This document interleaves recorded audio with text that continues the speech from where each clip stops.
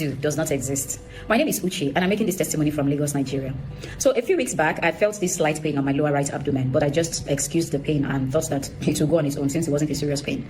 But after about 3 weeks or thereabout, this pain persisted. So at this point, I had to consider running a scan to at least know where to channel my prayers.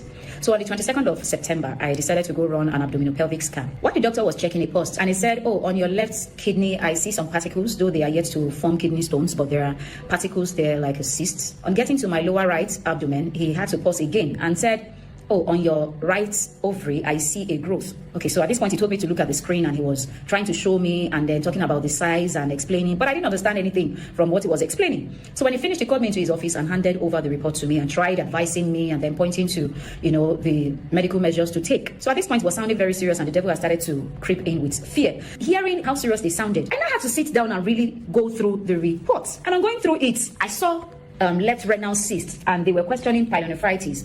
And then at the back of the report, it was actually ovarian malignancy. So this was actually cancer. So at this point, I just knew that no, I had to actually pray and confess what I want to see and not give in to the devil.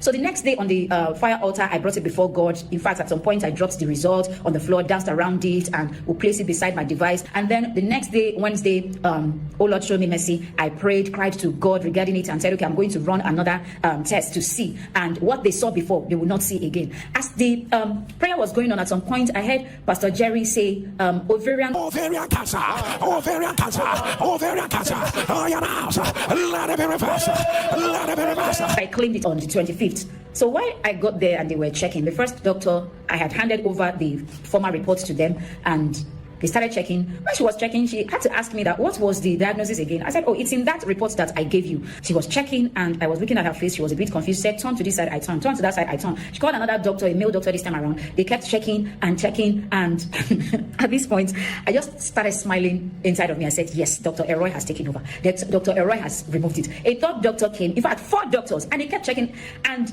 they didn't see anything. They were confused. I now had to call their attention. I said, also check the right ovary. There was something they mentioned too. The doctor was like, is this not ovary that I'm seeing? Hey, chief, please help me. Is this not? They kept checking and checking. I would turn to the right, turn to the left, turn, facing the bed, as in them scanning through my back. They turned and checked. They did not see anything. They did not see anything. Pastor Jerry, like you'll always say, how would we shout?